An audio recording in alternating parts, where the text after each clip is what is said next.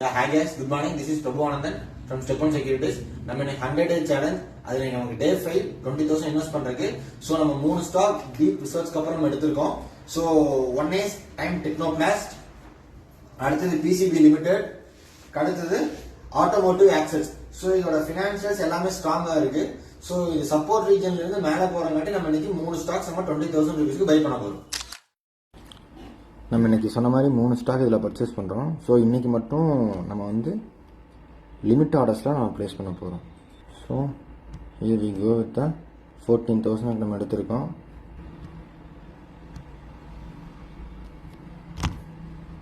அடுத்து PCBL இதில் நம்ம 8 ஷேர் வாங்குகிறோம். ஸோ லிமிட் வில் பி 447 நம்ம ப்ளேஸ் பண்ணியிருக்கோம். ஸோ ஓகே, ஆட்டோமோட்டிவ் ஆக்சல்ஸும் நம்ம இது பண்ண போகிறோம்.